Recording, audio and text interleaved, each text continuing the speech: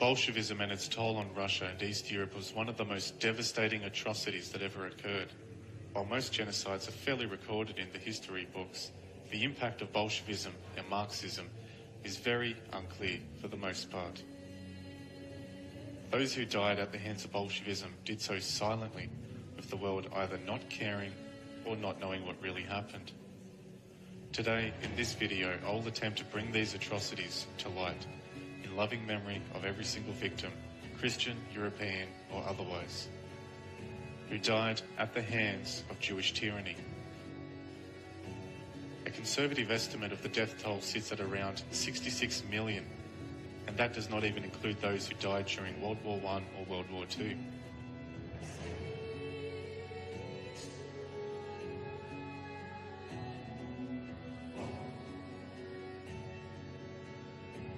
Although nobody truly knows how many died or suffered during this time, due to the censorship and suppression of journalism and literature. This video alone will not do the victims justice. My words alone cannot do the crimes justice at all. The crucifixion of Russia and East Europe will leave a scar that lasts forever. The crimes that occurred in these days are rarely discussed, actively avoided, whitewashed and even dismissed. It is my hopes to bring their story to you, that they may serve as a reminder, but also to honour them in loving memory with the dignity and respect that they deserve.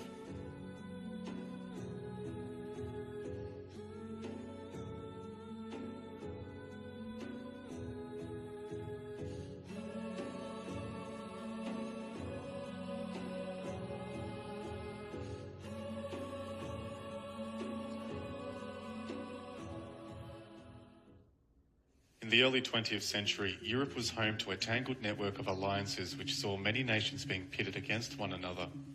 Tensions increasingly grew over time, with nations attempting to use their alliances and power to seize control of other territories. By the turn of 1914, the European powers were divided into two coalitions: the Triple Entente, consisting of France, Russia and Britain, and the Triple Alliance, consisting of Germany, Austria-Hungary and Italy. A little-known fact was the relationship certain leaders of European nations had with one another. Nicholas II, the Tsar of Russia, his wife Alexandria, Kaiser of Wilhelm of Germany, were all actually first cousins of King George V of the United Kingdom. Additionally, King George was a first cousin, through King Christian IX, of both Tsar Nicholas II of Russia and King Constantine I of Greece. George and Nicholas, however, are said to have been particularly close, both of which kept a good relationship with one another. They are seen in many photos together dressed very similarly, perhaps showing off the fact that they could be mistook as twins. In one photo, the two monarchs are seen posing with their sons and respective royal heirs, Tsarevich Alexei and Prince Edward. What seemed to have been a family squabble, whether scripted or real, eventually led to World War I breaking out in 1914. The closeness that George and Nicholas had shared didn't seem to be enough to prevent this. There had already been several wars and battles fought in Europe over the centuries, and at that time, the Great War, later to be known as the First World War, was said to be the war to end all wars. However, this is really where our story begins. By the year 1915, there were many reasons presented as to whether America should join the war or not. The most inflammatory, perhaps, was the sinking of the Lusitania, a British passenger ship which had many American passengers aboard. Through the help of the Jewish-controlled American media, it became widespread knowledge that Germany had sunk this ship due to its hostilities with Britain. However, many historians now accept this act to have been a false flag, used as a provocation in getting America into the war. Equally significant, before the tragedy, Winston Churchill, who was an agent of the British Jewish banking elites, who at the time was the head of the British Admiralty, had ordered a close study to be done to determine what the political impact would be if a passenger ship was sunk with Americans on board. By the time America had joined the war, Japan and many other nations had done so also. This led to an all-out, banking-financed world war. It is said that perhaps Nicholas II did not perceive just how big this war was going to be, but with the war raging on, it soon became obvious. The Russian army, who was mostly made up of peasants and the working class, who were undertrained and not very well equipped, this resulted in many unnecessary deaths and food shortages that prolonged into 1916. By the 25th of June, Nicholas II, Tsar of Russia, issued a decree ordering the conscription of Central Asians and Southern Russians into the war in hopes of bolstering the chances at defeating their opponents. From the very beginning of the war, orders were given locally for the expulsion of the Jews from army areas of Russia, specifically those who were on the front of war. One of the reasons behind this was due to them being known for conscription dodging, tax evading, and the crime of espionage. As testified by Dr. Pasamanik, a medic on the front during the war, quote, "Suddenly, throughout the area of the front and in all circles close to power, spread the rumour that the Jews were doing espionage," unquote. These accusations may not have come about without the help of German General Staff, which issued a proclamation calling on the Jews of Russia to rise up against their government. But opinion, supported by many sources, prevails that in this case it was Polish influence at work. In addition to accusations against the Jews living in these areas, the Jews were accused of cowardice and desertion. According to Alexander Solzhenitsyn in his book 200 Years Together, quote, "Of course, the Jews in the front could not break their ties with their neighbouring villages, interrupt the Jewish post, and turn into the enemies of their co-religionists. Moreover, in the eyes of the Jews in the Pale of the settlement, the Germans appeared as a European nation of high culture, much different from the Russians." At that time, Times correspondent Stephen Graham reported, as soon as the smoke of a German ship appeared at the horizon, the Jewish population of Libava forgot the Russian language and began to speak German. If they had to leave, the Jews preferred to go to the German side. The hostility displayed by the Russian army and then their deportation could only provoke their bitterness and cause some of them to collaborate openly with the Germans, unquote. By the start of 1916, one of the men who fled into exile was a guy named Lenin, taking up residence in Switzerland. As always, his mind stayed focused on revolutionary politics. During this period, he wrote and published Imperialism, the highest stage of capitalism, 1916. Despite popular belief, Lenin was actually Jewish. We know this to be true because of newly released documentation by Russia. Lenin, whose real name was Vladimir Lilich Ulyanov, chose the pseudonym Lenin in 1901 following his Siberian exile for attempting to publish an illegal newspaper called The Workers' Cause. Lenin's grandfather and mother were Ashkenazi Jews. Under pressure by the communist government, Lenin's Jewish roots were kept secret until after his death. Lenin was also a crypto-Jew who tried to conceal his Jewishness by converting to Christianity in his early days, as did most of his family. He came from a poor Jewish family and was, according to his baptismal certificate, the son of Moses Blank, a native of Zhytomyr, a province of Ukraine.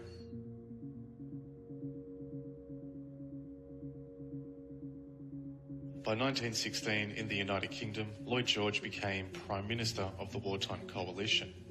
During that same month, royal advisor Grigory Rasputin was murdered by a group of Russian nobles in the house of Prince Felix Yusupov.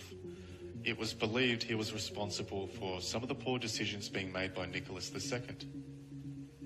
Rasputin was a very mysterious man known for being a mystic and a self-proclaimed holy man who befriended the family of Tsar Nicholas II and gained considerable influence in late Imperial Russia.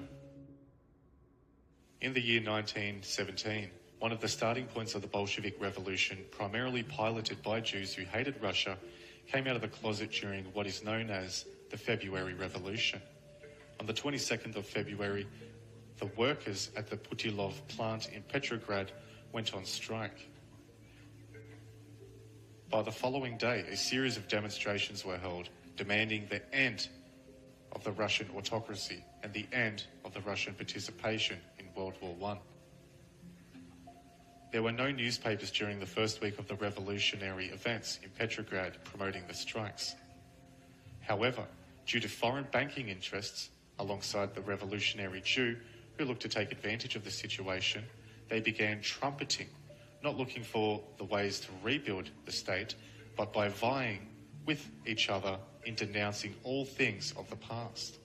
Through the control of the media, revolution was actually promoted. In an unprecedented gesture, the newspaper of the Constitutional Democrats, known as Cadets, REC, announced that from now on, quote, all Russian life must be rebuilt from its roots, unquote. Strikes continue to expand with more than 200,000 workers now involved, leading to occasional violent clashes between protesters and police. In an attempt to squash this anarchy, on the 25th of February, a battalion of soldiers was sent to Petrograd to end the uprising. On top of this, Nicholas ordered the dissolution of the Fourth Duma. The Duma ignored his order and decreed the establishment of a provisional government with Gregory Lvov as Prime Minister. On the 27th of February, the soldiers sent to suppress the protesters defected and joined the Bolsheviks. Two garrisons of soldiers in Petrograd shoot their officers rather than obeying orders to fire on civilians. The returning soldiers had mostly joined the Bolsheviks on the word of protesters who had informed them about the current state of affairs. Menshevik leaders were freed from Peter and Paul Fortress and founded the Petrograd Soviet. The protest turned to anarchy and chaos, which resulted in the Tsar losing control of the capital.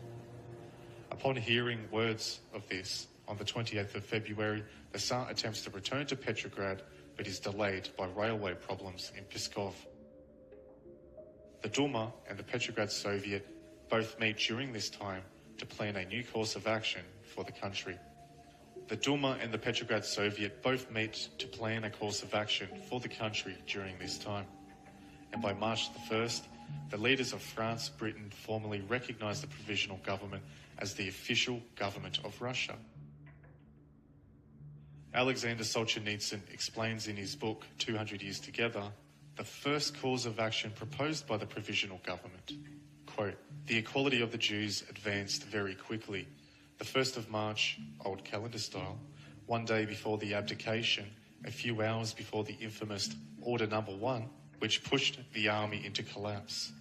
V. Makalov and M. Adzimov, two commissaries of the Duma committee delegated to the Ministry of Justice, had issued an internal Ministry of Justice directive ordering to enlist all Jewish assistants to attorneys at law into the Guild of Judicial Attorneys. By the 2nd of March 1917, it became obvious to Nicholas II that his control over Russia was very fastly diminishing. As a result of this coup attempt, under duress, Nicholas abdicated his throne and leadership. Already by March the 3rd, the chairman of the State Duma, M. Rodzianko, and the Prime Minister of the Provisional Government, Prince G. Lvov, signed a declaration which stated that one of the main goals of the new government is a repeal of all restrictions based upon religion, nationality, and social class. Then on the 4th of March, the Defense Minister Gukshov proposed to open a path for the Jews to become military officers, and the Minister of Education, Manyulov, proposed to repeal the percentage quotas on the Jews. Both proposals were accepted without obstacles. Prior to this, no Jew was allowed to be an officer in the military.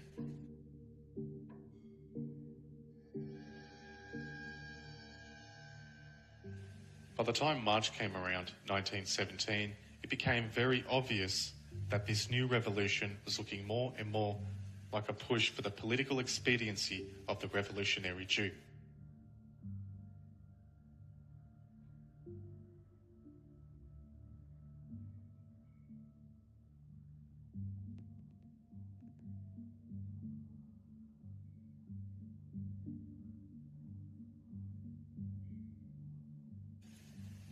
Towards the end of March 1917, members of the State Duma, the State Assembly, had joined the Provisional Government, which was to hold power until a Constituent Assembly was elected to give Russia a new constitution.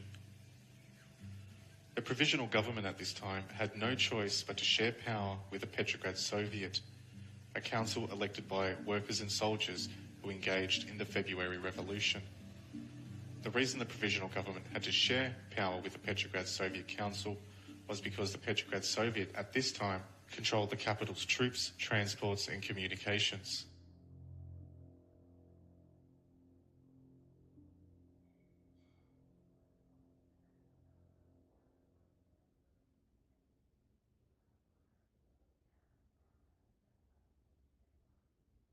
The Rothschild family had a formula which many of their allies supported.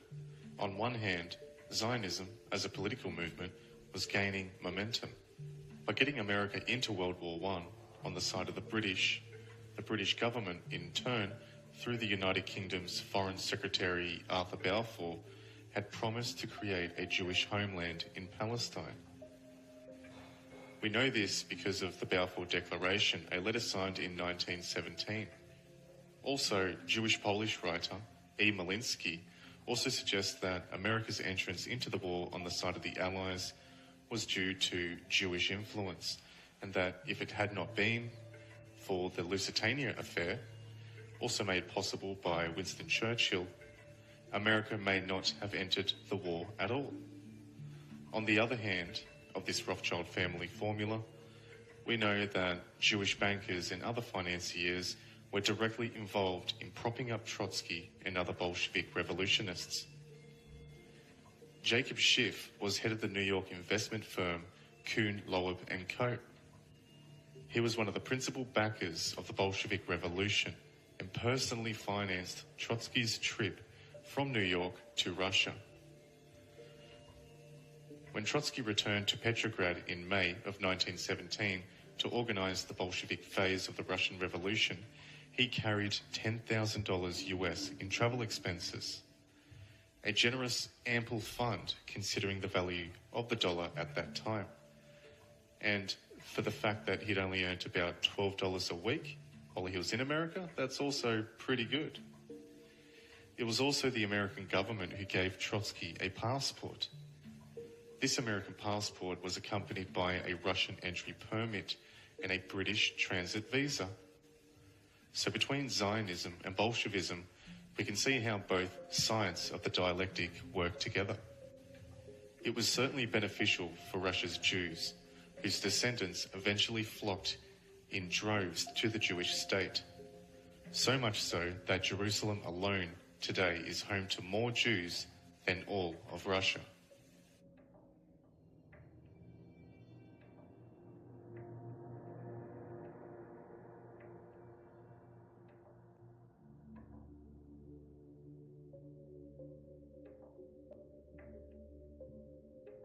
By the end of April, in what is known as the Wall Street Project, began in Russia and used the Red Cross mission and its operational vehicle to aid the revolution. However, this was not for humanitarian purposes, as there was only 4 doctors who were a part of this trip at the time. The real purpose of this mission was to offer financial support to the Bolsheviks. All expenses, including those of the uniforms, the members were all colonels, majors, captains, or lieutenants, were paid out of the pocket of William Boyce Thompson, a Jewish financier who was also a major donor to the Republican Party in the United States. Other notable people who were financing the Red Cross in America during this time included J.P. Morgan, Jewish banker, and Cleveland H. Dodge, Jewish financier. In exchange for raising funds, Wall Street asked for the Red Cross War Council, and on the recommendation of Cleveland H. Dodge, one of Woodrow Wilson's financial backers, Henry P. Davidson, a partner in J.P. Morgan Company, became chairman. During this time, both Guaranteed Trust and National City Bank had representatives in Russia at the time of the revolution. In June, a new Russian military offensive in Austria-Hungary ended in disaster, with 400,000 Russian casualties. This resulted in massive desertions and a collapse in army morale and discipline.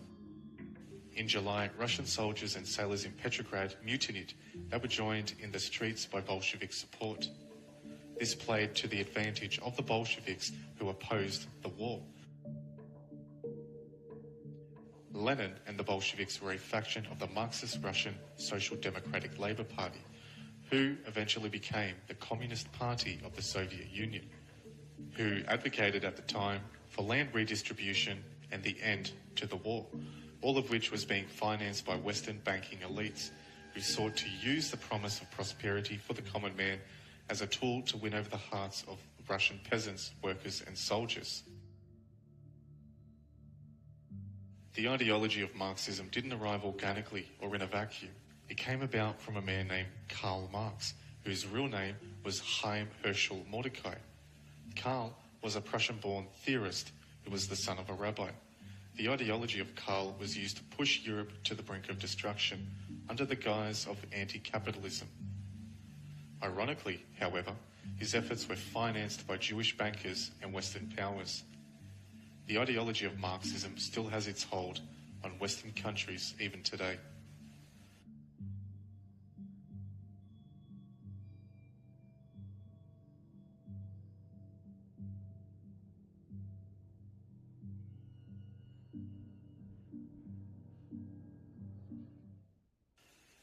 Between the Bolsheviks and the Provisional Government of Russia looking to seize more power at the time, disagreements seemed to be unavoidable. In what is now known as July Days, a spontaneous pro-Soviet demonstration occurred on the streets of Petrograd. This resulted with the Provisional Government using its force to put the rebellion down, and on the 6th of July, they also ordered the arrest of certain Bolshevik leaders, including Leon Trotsky. The Provisional Government at this time didn't see eye to eye with Trotsky and wanted him imprisoned until such time that they could cool the storm that was brewing. The foreign banking interests in New York and London had put Trotsky in place as an agent to be the leader of the Bolshevik Revolution. Trotsky, whose real name was Lev Davidovich Bronstein, was a Jew who had previously been living in New York, being monitored, mentored and financed by Wall Street bankers. During the month of July 1917, Alexander Kerensky succeeded Lvov as Prime Minister of Russia. And in the month of August, what is now known as the Kornilov Affair took place, in which General Lavir Kornilov ordered an army corps to Petrograd to destroy the Soviets. Kornilov was the Russian commander-in-chief who believed Russia's war effort was being undermined. He believed the chaos in Russia was being deliberately escalated by people like Lenin, who he believed was a Jewish spy working for the Germans. With the Russian military inbound to destroy the Soviets, the Provisional Government armed tens of thousands of Red Guard Bolsheviks to defend Petrograd from the attempted military coup. Thousands of people died during this time. However, the Bolsheviks did manage to succeed, and on the 31st of August, Kornilov was arrested. By the 4th of September, the Provisional Government, now under pressure from the Bolsheviks and their Jewish Wall Street financiers, released the Bolshevik leaders from prison, including Leon Trotsky. With the majority of the Bolsheviks now being unmatched in their power in Petrograd, Lenin, who was in hiding in Finland under the direction of Jewish bankers in Germany, decided to return to Petrograd and lead the reign of the Bolsheviks. Lenin, now in power, had no need for the Provisional Government or their direction, who then called for a coup in what would now be known as the October Revolution. On the 25th of October, soldiers directed by the Military Revolutionary Committee of the Petrograd Soviet captured the Winter Palace, ending the power of the Russian Provisional Government. The Bolsheviks finally take over and are now fully in charge, with all of their leadership comprising of Jewish revolutionaries who were under the direction of bankers and intelligence circles in the West. 1917, the Russian Civil War begins, with Lenin and the Red Army seizing strategic locations and killing counter-revolutionaries known as the White Army, who had some elements of foreign support. Some of the White Army had wished to put Tsar Nicholas II back on the throne and re-establish power.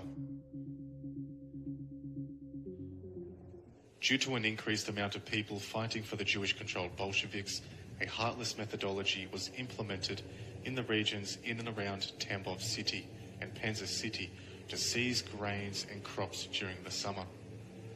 The Bolsheviks also seized livestock, farms, and their implements. These purposely imposed taxations and grain seizures were used as a psychological weapon of war to increase the levels of starvation in hopes of instigating native resistance, which would then provide a plausible excuse for the Bolshevik authorities to use lethal force against the population. Beatings and rape were also used as a weapon to put fear into the people and keep them in line when things got out of hand. In the city of Tambov, the Bolshevik authorities were also accused of deliberately leaving cartloads of grain in the open air to rot. The Tambov massacre had all the characteristics of a dry run, in which the Bolshevik Red Army first exercised all its dreadful force against the civilian population, revealing that Lenin had discovered a powerful weapon against the ethnic European Christian people. They didn't torture and oppress people because they thought they had to, but because they could.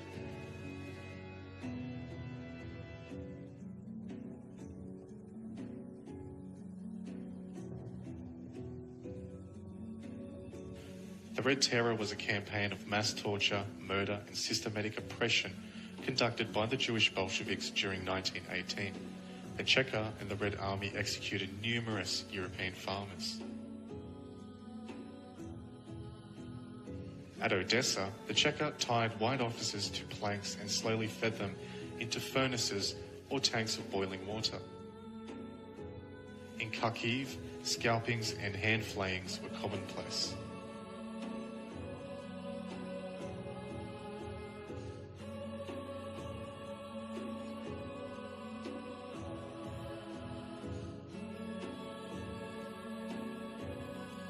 The Romanov family and their loyal servants were imprisoned in the Alexander Palace before being moved to Tobolsk and then to Yekaterinburg, where they were finally killed, allegedly at the express command of Vladimir Lenin.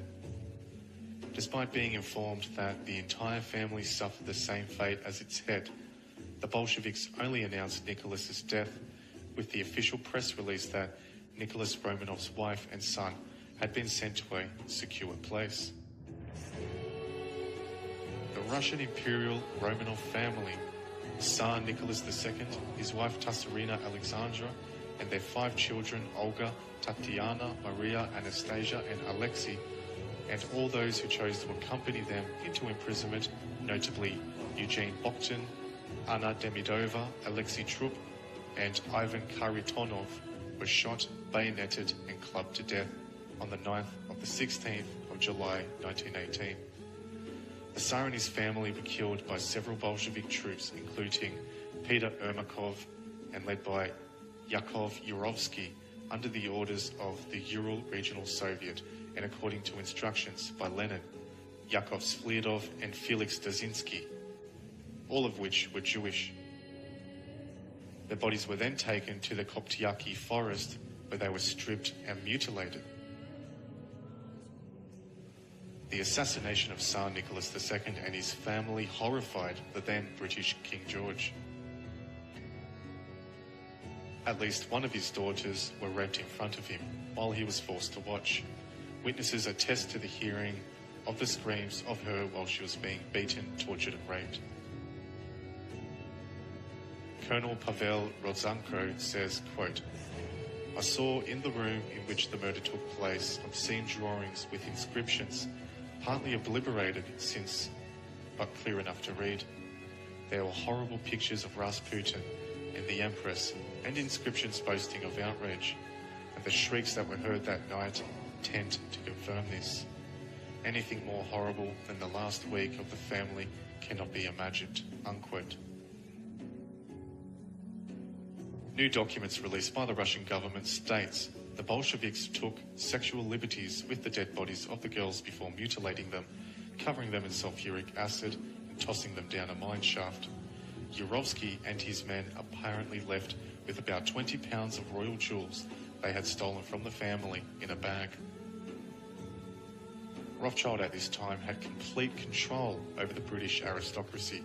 A combination between this and Jewish financing of the Bolsheviks resulted in the necessity of King George to turn his back on Nicholas II being murdered in a symbolically blood-libel fashion.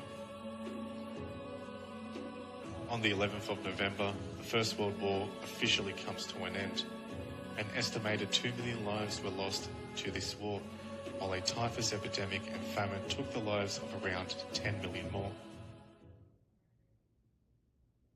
By the year of 1919, the Comintern, or Third International, is formed in Moscow, with the aim of spreading revolution all over the world.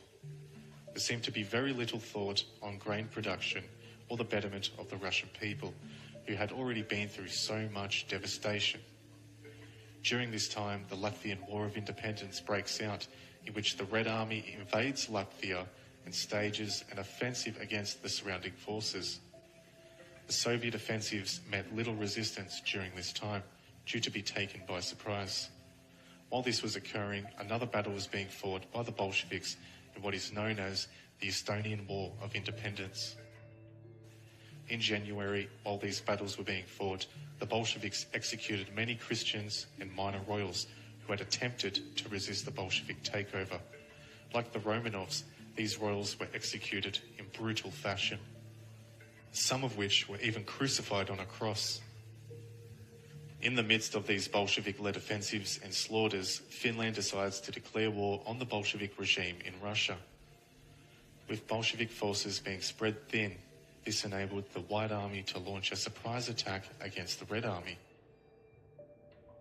In October, the White Army General Yudenich launches an assault on Petrograd that almost succeeds in capturing the city, which is a very critical point in the Civil War. However, after a month-long battle, Yudenich's forces are pushed back by the Red Army reinforcements and take refuge in Estonia. With the battle won, the Estonian War of Independence, which resulted in around 5,000 people being murdered by the Bolsheviks, came to an end. Soviet Russia signed the Treaty of Tartau, renouncing most claims on Estonian territory. The agreed frontier corresponded roughly with the positions of the front line at the cessation of the hostilities. In October 1919, Lenin paid a secret visit to the laboratory of great physiologist I.P. Pavlov, a Russian physiologist known chiefly for the concept of conditional reflex. In his classic experiment, he found that a hungry dog can be trained to associate the sound of a bell with food and will salivate at the sound even in the absence of food. Lenin wanted to find out if his work on the conditional reflexes of the brain might help the Bolsheviks control European behaviour. Quote, "I want the masses of Russia to follow a communistic pattern of thinking and reacting," Lenin explained. Pavlov was astounded. It seemed that Lenin wanted him to do for humans what he had already done for dogs. Quote, "Do you mean that you would like to standardise the population of Russia? Make them all behave in the same manner?" he asked. "Exactly," replied Lenin. "Man can be corrected. Man can be made what we want him to be." Unquote.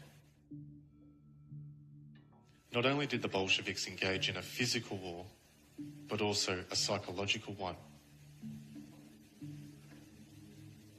They wanted all of the people of Europe to respect them, whether through fear or through consent. By February 1920, with many successes of the Bolsheviks, the White Army commander Kolchak is captured and executed. The signing of the Latvian-Soviet Riga Peace Treaty on the 11th of August 1920 brought an end to the Latvian War of Independence. in which around 2,000 people were brutally murdered by the Bolsheviks. In battles being ended on two fronts, the Bolshevik and the Red Army were able to put their sights on other targets. This included the invasion of Azerbaijan, Bukhara, and Armenia. After the invasion, the Armenian Prime Minister gave up control of the country to the invading Bolsheviks. This also resulted in the looting and desecration of many Christian holy sites. By the end of 1920, in November, General Wrangel's White Army, under siege from the Reds in Crimea, evacuate via the Black Sea. At this time, most major fighting in the Civil War is concluded, although localized skirmishes and peasant uprisings still continue. By the beginning of 1921, the ruble had lost 96% of its pre-war value. Industrial production has fallen to 10% of its 1913 level. The population of Petrograd has fallen from 2.5 million in 1917 to 600,000 in 1920. However, due to the Bolsheviks' lust and greed for power, very little thought was put into empowering the people of Russia. Following the events of rapes, executions, and beatings being imposed on the Russians in the area of Tambov, resistance grew rapidly.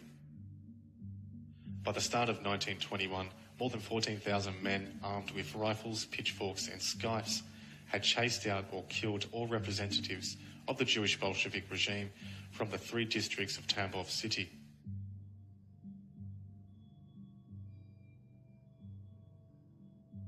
In the space of a few weeks, this specific native resistance, which at first could not be distinguished from hundreds of others that had broken out all over Russia and Ukraine over the previous 2 years, was transformed into an organised uprising under the inspirational leadership of a first-class patriot, Alexander Stepanovich Antonov. Alexander Antonov was a Christian man who gave many in the area hope of overcoming the persecution imposed on them by the Bolsheviks. The European inhabitants flocked by the thousands to join Antonov's army, which at its peak numbered more than 50,000. However, this hope and desire for peace and prosperity was very short-lived. After the defeat of Wrangel in the Crimea, the number of Red Army troops deployed to Tambov province quickly reached 100,000. Henceforth, the Red Army used heavy artillery, armoured trains, and engaged in the summary execution of civilians. By the end of March, Britain and many other nations signed a bilateral trading agreement with Russia in hopes that lifting trade blockades would serve to benefit all nations involved. These trade agreements was another way of the bankers in the West getting money to the Bolsheviks, who at this time had dominant control over Russia. From the end of June 1921 until the fall of autumn 1921, chemical weapons developed and weaponized by Jewish chemist Fritz Haber during World War I were used by the direct order of Communist Party and Bolshevik Red Army leadership. Order number 171, dated 11th of June 1921 and signed by Vladimir Overzenko, shows clearly the sorts of methods used to pacify Tambov province. It stipulated: 1. Shoot on sight any citizens who refuse to give their names. 2.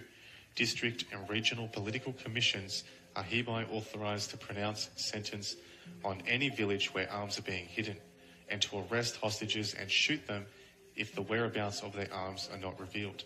3. Wherever arms are found, execute immediately the oldest son in the family. 4. Any family that has harboured a bandit is to be arrested and deported from the province. Their possessions are to be seized. The oldest son is to be executed immediately. 5. Any families sheltering other families who have been harbouring bandits are to be punished in the same manner, and their oldest son is to be shot. 6. In the event that the bandit family has fled, their possessions are to be redistributed among peasants who are loyal to the Soviet Bolshevik regime, and their houses are to be burned or demolished. 7. These orders are to be carried out rigorously and without mercy.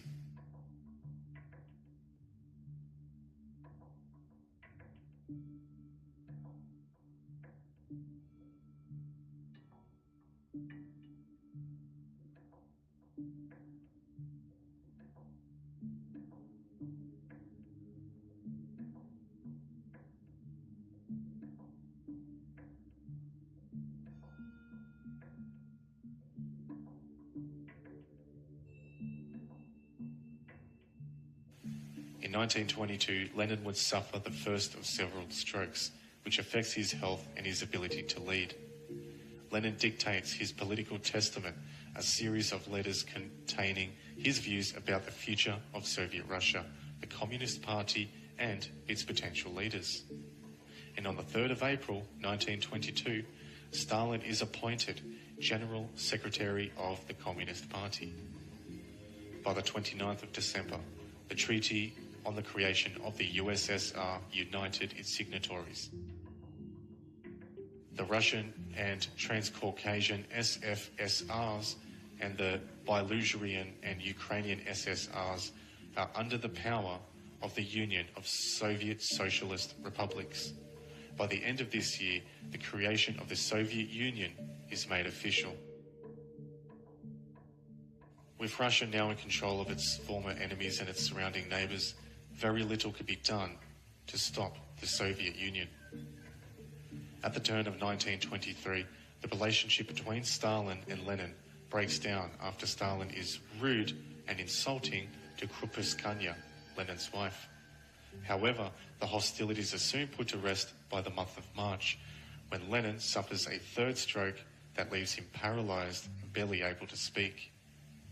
By the month of May, Lenin is removed to a party sanatorium at Gorky, with Stalin given the responsibility for attending to his security, medical needs and well-being. On the 21st of January 1924, Lenin dies, leading to a power struggle within the party. However, Stalin emerges as a party leader. Stalin himself was also a crypto-Jew. His real name is Losif Vissarionovich Dzhugavali, and the pseudonym Stalin actually means man of steel, sort of like Superman. The Georgian-born Stalin adopted his pseudonym in 1910 as what was likely an effort to, first, be intimidating, and second, to shield his real identity from the police while he was involved in an evasive revolutionary activity. Stalin met Lenin in 1905, and the two already knew each other and had been working together for 5 years before Stalin adopted his new name. So both men knew very well of each other's Jewish roots. Stalin's place of birth, Gori, was home to the largest Georgian Jewish population at that time, with Jewish groups such as Legashvili being one of the largest groups of Jews in the country of Georgia. Something to highlight is Stalin's original surname at birth was Jugashvili, and as we know, this name means son of a Jew.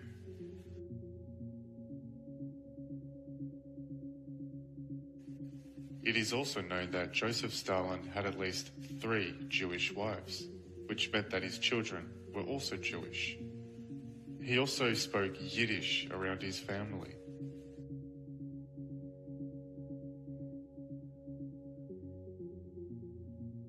Upon Lenin's death in early 1924, his body was embalmed and placed in a mausoleum near the Moscow Kremlin. Petrograd was renamed Leningrad in his honor. On the 7th of March 1924, the new gold ruble was introduced to stop inflation. This new ruble was the equivalent to 50,000 old rubles. It was during this time that Russia would undergo the start of its industrialization and state-controlled production. Stalin spent his first years after the revolution building his post as General Secretary secretly into the powerful half of the Communist Party. After Lenin's death in 1924, a triumvirate of Stalin, Kamenev, and Zinoviev governed against Trotsky on the left wing of the party and Bukharin on the right wing of the party. Stalin and Trotsky were not able to see eye to eye regarding the future of Russia. Soon after, Stalin switched sides and joined Bukharin. Together, they fought a new opposition of Trotsky, Kamenev, and Zinoviev. Stalin eventually removed Trotsky from the government and also from his position as the head of the Red Army.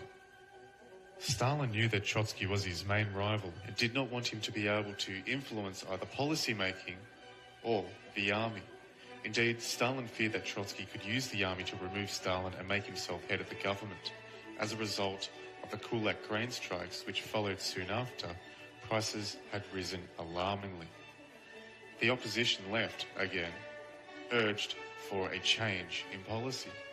Zinoviev and Kamenev now aligned themselves with Trotsky, forming the United Opposition. However, by the end of 1927, the left opposition leaders, Trotsky, Zinoviev and Kamenev, were removed from the Communist Party. By 1928, the first year of the 5-year plan was begun, and Stalin's supremacy over Russia was complete.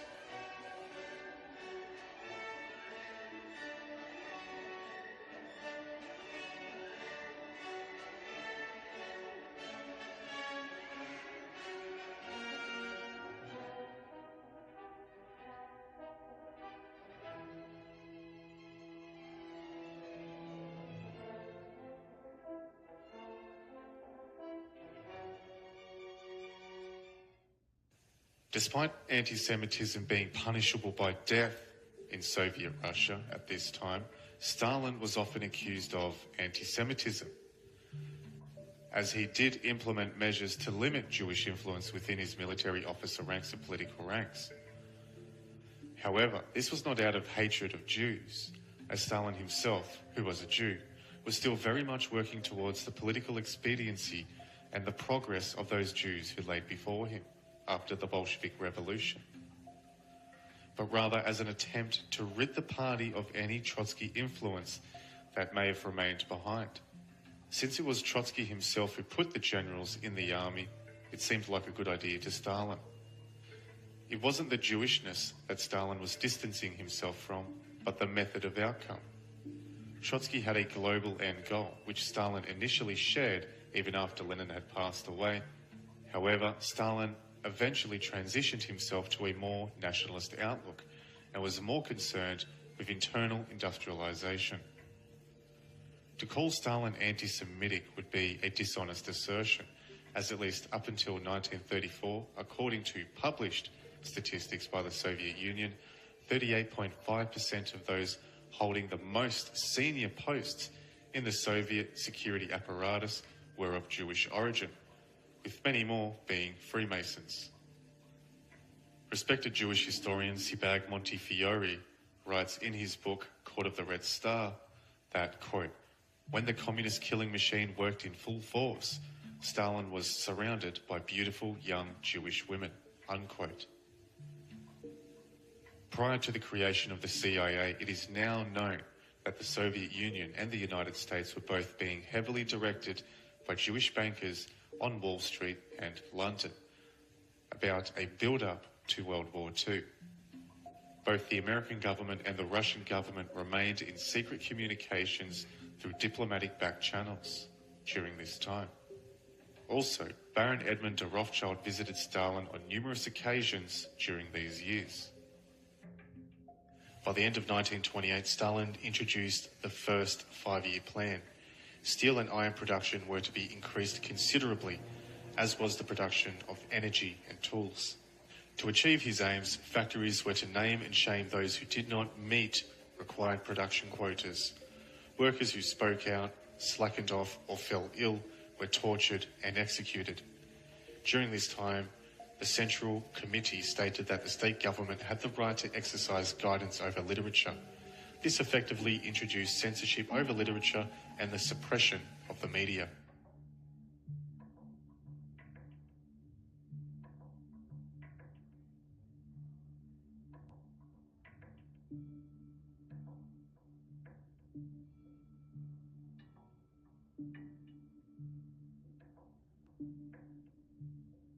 In 1929, in hopes of boosting production, forced collectivization was introduced.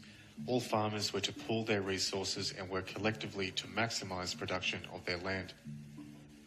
They were to work under the strict supervision of a staff of 25,000 workers who reported directly back to the Central Committee. A very harsh level of psychological warfare was also intact, in which farmer would dob in farmer in order to improve his production outgrowth. By November 1929, Matvei Berman, the son of a Jewish brickyard owner, had developed the Gulag system of concentration camps that defined Lenin's most cruel revolutionary terror, and in 1913 became deputy chief. The Gulag of the NKVD's system of forced labour and extermination camps. Any person suspected of disagreeing with the Jewish Bolshevik government could be kidnapped by the secret police or the Cheka and deported to a gulag. The most infamous of these camps was the desolate island of Nazino, also known as Cannibal Island. Among the many atrocities, women and children were raped, tortured and butchered. In 1931, poverty was widespread and production quotas were not being met. An acute shortage of leather led to a government's ban on private production of shoes. This meant that people had to purchase state-made shoes, which were of poor quality and often fell apart.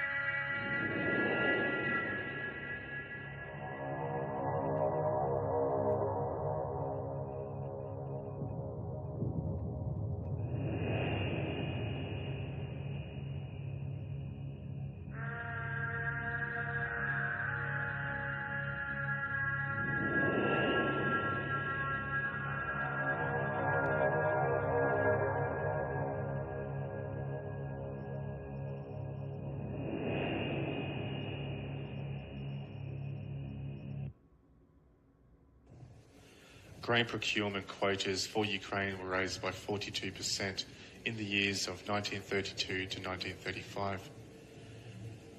Ukraine was the most productive agricultural region in the Soviet Union. Nevertheless, the raising of quotas meant that there would not be enough food for the people of Ukraine. Despite the fact that people were literally starving to death, the Soviet policy of not allowing peasants access to food produced by the collective until quotas had been met meant that around 7 million people starved to death. This period in time became known as the Second Holodomor. Desperation was so severe that many peasants resorted to cannibalism and suicide. According to the surviving eyewitness accounts, Ukrainians survived on anything they could find, from the blossoms of acacia trees to the rotting flesh of cats and dogs, even to grass. For those who worked in the cities, life was not much better. Working conditions worsened with the introduction of a 7-day working week and unsafe conditions. Stalin claimed that equal wage was not possible in this time and that incentives were necessary in order to boost production. This meant that those that failed to meet targets were exiled, put in the gulag, or executed as an enemy of the state. When listening to the stories and testimonies given by survivors and eyewitnesses, the harsh reality of the Second Holodomor is just too much to even imagine. It was one of the worst atrocities ever committed in modern history. Unlike most genocides, this was a slow and painful kill, with no hope or mercy. My words alone simply cannot do it justice. The psychological aspect of this alone is enough to make anybody's heart break.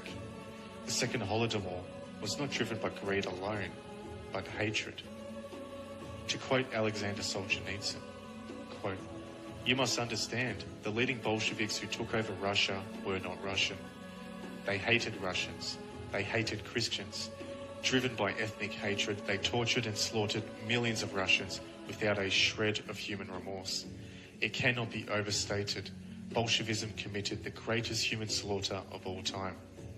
The fact that most of the world is ignorant and uncaring about this enormous crime is proof that the global media is in the hands of the perpetrators, unquote. Found on the Holodomor Research and Education Consortium website, there is a poem called "Through the Eyes of a Child." Quote, "In the 1920s, 1930s, the people of Ukraine lived north of the Black Sea on beautiful terrain. The villages, cities, towns and farms, trees and flowers grew all around. The people were hardworking and strong, proud of their heritage and bountiful land, and dearly yearned someday to see their beloved country, Ukraine, independent and free. The people were content to live their lives as God had meant, to tend their families, homes, animals and farms, to pray to God and go to church, to celebrate traditional feasts, to laugh and dance and sing their songs. And blessed with land rich in minerals and soil, Ukrainians lived a life filled with hard work and fruitful toil. Their fields were vast and ripe with wheat. The land was rich, black soil ran deep. They grew all manner of food to eat, cabbages, fruit, berries and beets, sunflowers, turnips, grains and seeds. And everyone in Europe knew that the Ukrainian breadbasket grew, the richest grain and golden wheat that weaved and danced upon the wind and pushed its stalks towards the sun. Baskets were filled and stored away. Food would be needed each wintry day. At harvest's end, the people prayed to thank God for all he gave. They also prayed in the dark of the night that no one come to take away that which belonged to them each day. But in their hearts, Ukrainians knew the enemy not far away was coming closer every day. The communists from Russian lands formed into new dangerous brands. They came to force all farmers to forfeit their lands and join collective farms. With guns in hands, the enemy came, in trucks and tanks, on horses too, in wagons, trains and on foot. By threat of force they swarmed the land. They took away all the food and grain, till only stalks, husks and empty fields remained. The people knew not where to turn, as hunger took its terrible toll. Day by day the sadness grew. The sorrow, fear and despair they felt was beyond all words to tell. Mothers held their children's heads and pressed them close upon their hearts to hush their cries that they had no milk or food to give, and many people died on their beds. People searched and hunted for food through meadows, woods and fields. They took whatever they could find to eat, leaves, seeds, grass, even tiny birds. But as time went by, no matter what they did, however hard they looked and searched, all their precious food was gone. Still, people prayed upon their knees and asked for help in their great need. Candles lit in the dark of night, they begged for their help in their desperate plight. But no help came from far or near, and soon became very clear. Roaming the land like ravaging wolves, the horror of the famine was here. Over the land all you saw were bloated bodies lying there, starving children and people dying. Death's grim reaper hovered everywhere. The land which once was golden and bright turned into darkness overnight, ravaged by crops torn out of the ground, tears mingled with blood to stain it brown. All across East Ukraine, crosses and graves covered the terrain. Death didn't care if you were big or small, bodies lay dead where they fell. Few were left to mourn them all. After the ruthless communists came, millions of people died in Ukraine. Borders were sealed as though with a shroud. Help for Ukraine would not be allowed. No nation would answer her plea. The world would not know or see the hunger and genocide brought to be by the communists in 1933. No one answered Ukraine's call. No one heard and no one saw. Millions of Ukrainians fall. And that is a poem describing the Second Holodomor. There was truly no limitation to who could be persecuted by the Bolsheviks. Children, the elderly, women, you name it. The Russian Orthodox Church, Greek Catholics, Latin Catholics, and Christians in general were targeted and oppressed. From those who were living through these times, it must have surely looked like the end of the world.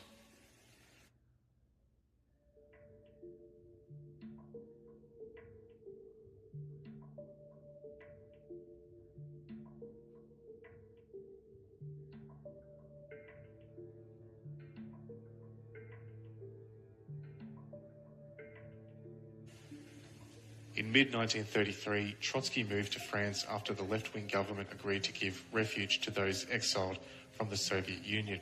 However, the move faced strong opposition from the French Communist Party when Trotsky tried to rally support to overthrow Stalin. Trotsky also tried to encourage German communists to rise against Hitler and fascism in Germany. As a result, the German government put pressure on France to expel Trotsky. In 1935, the Norwegian government allowed Trotsky and his family to move to Norway. While in Norway, Trotsky wrote The Revolution Betrayed. In his book, he criticised Stalin's Soviet Union, stating how it did not measure up to the ideals of the 1917 revolution. Whether their feud was legit or not, both men represented both sides of the Jewish-controlled Hegelian dialectic. They were both sides of the Jewish dichotomy. According to holodomorinfo.org, Matvei Berman became head of the Gulag on June 9, 1932. He was an NKVD functionary who became chief from 1930 and became deputy chief from 1932 to 1936. Berman remained until August 17, 1937, and in 1935, by his own count, he was in charge of over 740,000 prisoners in the Gulag concentration camp system. Yet it is Naftali Frankel, a Jewish businessman and member of the Cheka, who is best known for his role in the organisation of the work in the Gulag, starting with the concentration camps of the Slovensky Islands, recognised as one of the earliest sites of the Gulag. Frankel personally invited the notorious You Eat As You Work system, also known as the nourishment scale. Like the larger scale Holodomor genocide, murder by starvation, this destroyed weaker prisoners in weeks and introduced a phenomenal death toll, greatly supporting Lenin's bloody war of extermination. Nikita Khrushchev also played a very significant role in the Holodomor genocide of 1932 to 1933. On the basis of performances in the Bolshevik-engineered famine in 1934, he was promoted to a full member of the Communist Party of the Soviet construct. 476 different camps that were part of the Gulag system have been discovered by historians, dispersed throughout the territory of the Soviet Union. However, most of the actual Gulag concentration camps were located in Siberia, perhaps the most brutal part of the Eurasian continent, where prisoners were sent to suffer the harsh conditions, freezing cold temperatures without proper heating. Most people were worked to death, starved, or freezed to death. It is not known how many people died in the Gulag systems, but it is estimated that over 1 million people died or were killed in these concentration camps, which is more than all American combat deaths in every war the United States has ever fought in. Just think about that for a moment. Every evening in Kolyamar concentration camp, the guards would read out the names of those who would be shot that night before taking them out to be executed. Once, 169 men were shot and their bodies were unceremoniously thrown into a pit. Their bodies were found encased in ice in 1998, fully clothed and intact. These gulag systems also had the financial backing of Jewish bankers in New York and London. These gulag systems also became the envy of the West. By the end of 1935, the age of legal responsibility was lowered to 12 years old by Stalin. This meant that children over the age of 12 could be treated like adults and exiled or executed if they were deemed to be guilty of crimes against the state.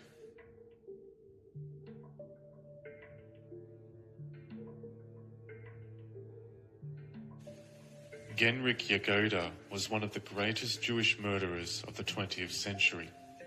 The GPU's deputy commander and the founder of the commander of the NKVD, Yagoda diligently implemented Stalin's collectivization orders and is responsible for the deaths of at least 10 million people.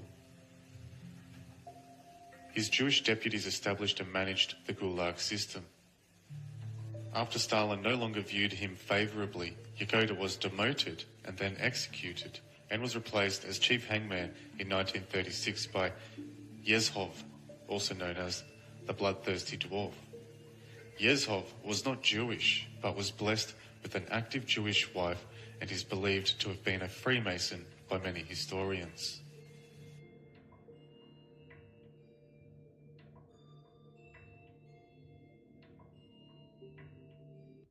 In unseren Augen, da muss der deutsche Junge der Zukunft lang und rank sein,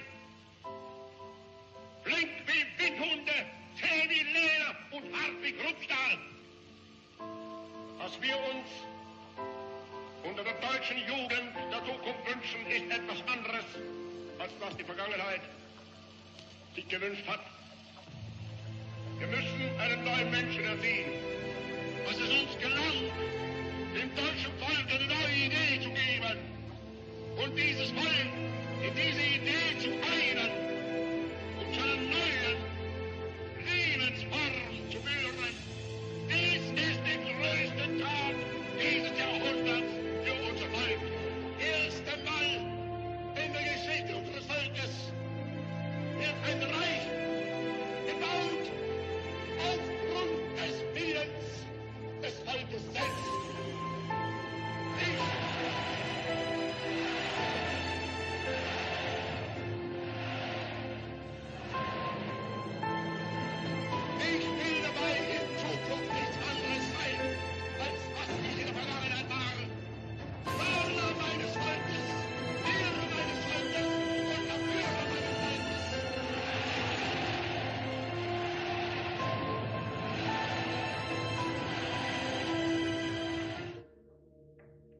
In 1936, censorship of literature increased. Lies attempting to cover up the famines and slaughters in Russia and Ukraine were continuously promoted by internal media sources, all of which were Jewish operated. In this same year, the Politburo passed a resolution to protect the USSR from spies. The commission chairmaned by Nikolai Yezhov was given the power to purge spies from the USSR. This measure was the beginning of the Great Terror that was to see Stalin remove his opponents in a series of purges that would last 2 years.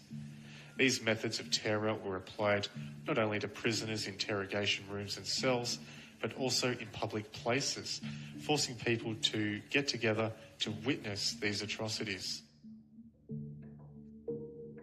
Stalin, during the years that led up to the start of World War II, started to grow with paranoia about Trotsky. Trotsky, who had been sentenced to death by the USSR, was offered refuge in Mexico. Stalin, concerned by the fact that the Red Army had been established by Trotsky and that many generals had been appointed by Trotsky, purged the army. 8 generals confessed to treason following torture and were executed. 34,000 soldiers were also executed over the following 18 months. In 1939, Stalin was satisfied with the Trotskyites being purged from his ranks, and he announces the end of the Great Terror. On the 1st of September 1939, Hitler invades Poland and World War II is officially declared. During World War II, we know that the banking class of England, the City of London, the Russian communists, and the Zionists in Russia and America worked together for the political expediency of the Jew in hopes of a creation of a Jewish state, as noted by the Balfour Declaration, originally signed in 1917, promising Rothschild the Palestinian state. During the year of 1940, around 15,000 Polish army officers were murdered in the Katyn forest by Stalin's forces. This was later blamed on the Germans. Later this year, Trotsky was assassinated by Stalin's agents in Mexico. During the Second World War, now with Trotsky gone and Stalin in charge of the military, his inability to lead the country's military effectively resulted in many unnecessary deaths.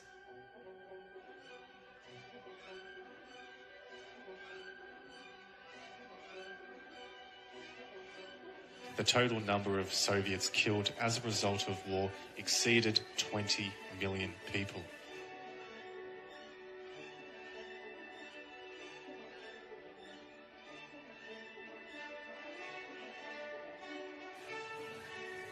With attitudes about communism shifting in the West and the top-down effort of the bankers ordering the suppression of anti-Soviet literature, those in America who spoke favourably about Stalin were graciously awarded, while those who spoke negatively about Stalin or his genocidal tyranny were persecuted. This had caused the pro-Bolshevik attitude to reach America. Bennett Cerf, Jewish founder of Random House, suggested withdrawing books critical of the Soviet Union during World War II.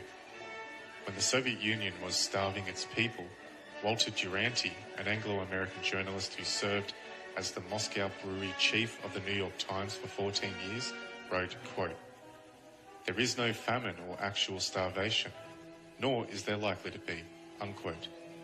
A statement that was met with praise. Duranty also received the Pulitzer Prize. The Pulitzer panel commended him for his reports marked by scholarship, profundity, impartiality, sound judgment, and exceptional charity.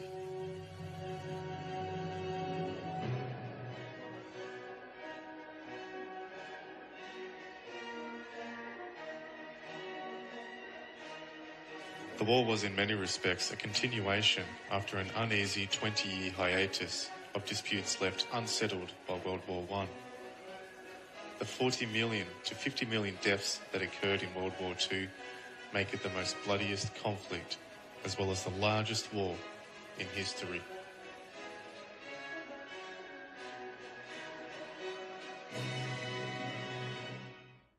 The Yalta Conference, also known as the Crimea Conference, was held from the 4th of February to the 11th of February 1945.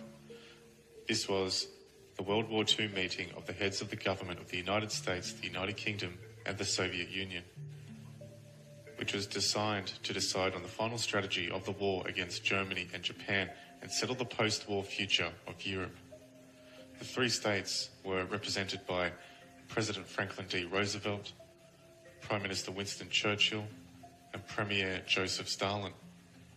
The United States military-industrial complex, through President Roosevelt, who died only 2 months after the conference, was all too happy in handing over Poland and the rest of East Europe to Stalin.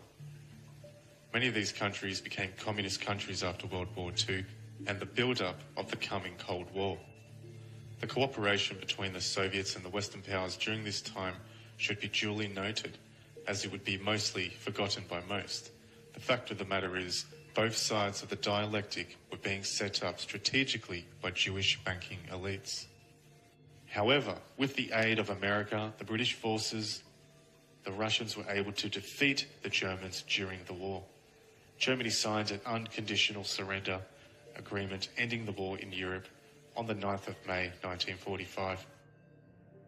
Soviet workers were given the day off. For many, it was the first day off they had in years. Throughout the war, they had been expected to work 12 to 18-hour shifts 7 days a week. By the end of World War II, the Soviet prisoners of war held by Germany were returned, against their will. Stalin deemed them guilty of not following his orders to evade capture, and they were all exiled to Siberia, where most of them died. In 1946, Winston Churchill made his famous Iron Curtain speech, where he warned the Western powers against the expansionist aims of the Soviet Union and stated that an Iron Curtain had descended across Eastern Europe. This would eventually start up the Cold War and the nuclear arm race. Despite the fact that Winston Churchill not only passively accepted Poland and Eastern Europe being handed over to the Soviets only a few years prior, he played a major role in facilitating for the political expediency of the Jewish Soviets and the political Zionists many years ago. Winston Churchill was not concerned about a Cold War. This was a plan all along, and Churchill was merely playing his part. With World War II now ended, the Soviets became victorious. One would assume that this would mark an end of the industrialization, famines, and unnecessary killings. However, the year of 1946 brought in what would be known as the Third Holodomor. The last major famine to hit the USSR began in July 1946. It reached its peak in February through to August 1947 and then quickly diminished in intensity, although there were still some famine deaths in 1948. Economist Michael Ellman claims that the hands of the state could have fed all who died of starvation. He argues that the policies of the Soviet regime being different, there might have been no famine at all, or at least a much smaller one. Ellman claims that the famine resulted in the estimated 1 to 1.5 million lives lost, in addition to secondary population losses due to reduced fertility. Once the war was over, the Russian concentration camps filled back up, and this time to even greater numbers. By 1953, the gulags combined for an estimated prison population of 2.625 million people. From the years of 1928 to 1953, around 14 million people passed through the gulag system, with another 4 to 5 million going through the labour colonies that weren't explicitly gulags, but worker camps nonetheless. On the 18th of September 1947, the CIA was created.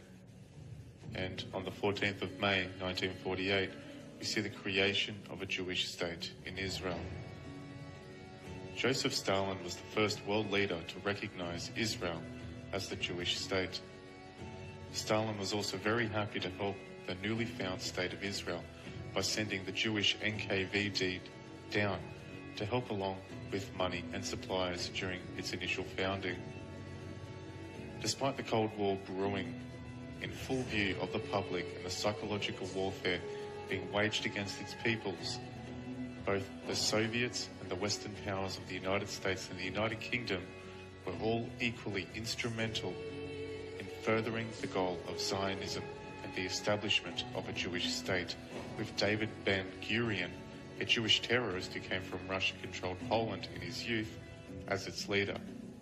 David Ben-Gurion was also part of the Jewish-Russian Revolution of 1905 and was in communication with Winston Churchill throughout the years that led up to the Rothschild banking establishment of a Jewish state in occupied Palestine. By the end of 1948, Stalin had been nominated for a second Nobel Peace Prize. With the Cold War theatre raging on and the Hegelian dialectic at full work, we see a new age of social engineering which has become very clear in the media, which is still present there today. And on the 5th of March 1953, Stalin dies.